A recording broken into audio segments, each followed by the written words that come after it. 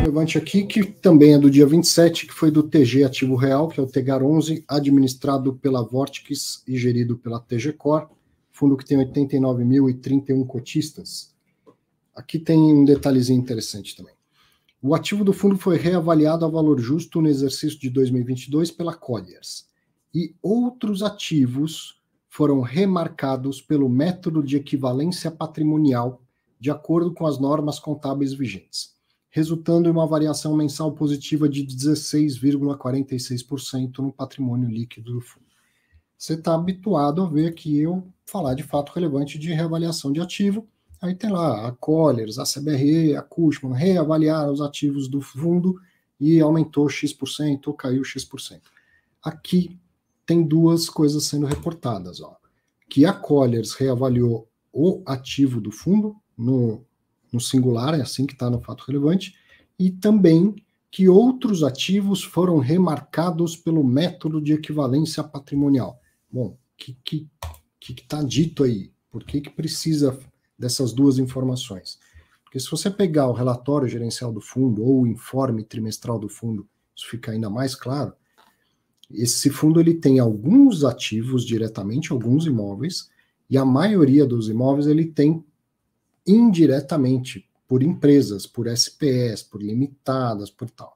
Então, o que é imóvel, que a escritura está em nome do fundo, contratou a Colliers, ela foi lá e reavaliou o imóvel.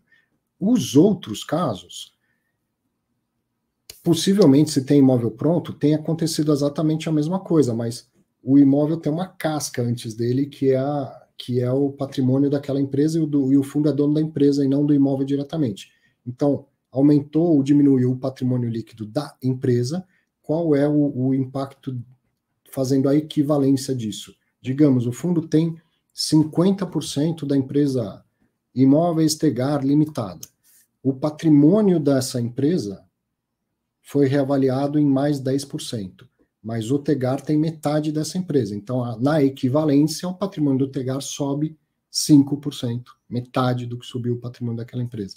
Então, essa é a diferença entre as duas afirmações que são feitas aí, tá? O que foi imóvel diretamente pertencendo ao fundo foi reavaliado pela Colliers, e os outros ativos, a gente não sabe exatamente quais, o que está pronto, o que não está pronto, foram reavaliados de acordo com os métodos cabíveis e de acordo com o que variou o patrimônio líquido das empresas investidas, foi feita uma equivalência do quanto o Tegar tem de cada uma delas. Se é um imóvel que está em construção, o método de avaliação pode ser totalmente outro, simplesmente ir empilhando os custos da construção, vamos dizer assim, acumulando os custos da construção, até que em algum momento você possa fazer algum tipo de inferência para dizer quanto de renda aquele imóvel tende a gerar, ou quanto você espera, por quanto você espera vender e qual o resultado dele e tal. Tem várias formas de avaliar ativos e imóveis, e várias formas válidas e aceitas pela CVM, inclusive. Então, nesse caso, essa é a diferença entre avaliamos o ativo e a equivalência patrimonial. Faltou falar alguma coisa nesse assunto aí?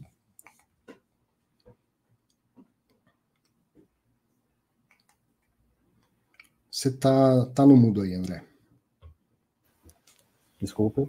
Não. Eu até estava tentando abrir a demonstração financeira aqui para ter uma noção do tamanho da holding e das outras posições indiretas, né? Que você falou isso, né? De equivalência patrimonial na holding e as outras afetam o balanço mais diretamente. Mas a internet aqui está horrível, não consegui abrir a demonstração financeira, a última do Tegar, para dar uma olhada. Bom, foram esses os fatos relevantes. O pessoal está animado aqui no chat, vai ter bastante bate-papo. Deixa eu falar dos destaques da semana. Teve live, né, o Clube Fim Entrevista, bati um papo com o professor Mira, conversa muito legal, ele falou bastante da história dele também, no final mostramos a continuação da história do professor Mira, uma das filhas dele estava lá, e a gente bateu um papo com ela também, foi legal pra caramba, vale muito a pena assistir a esse bate-papo que eu tive com o Mira. Clube Fim Entrevista, como sempre, uma boa conversa. E lembrar...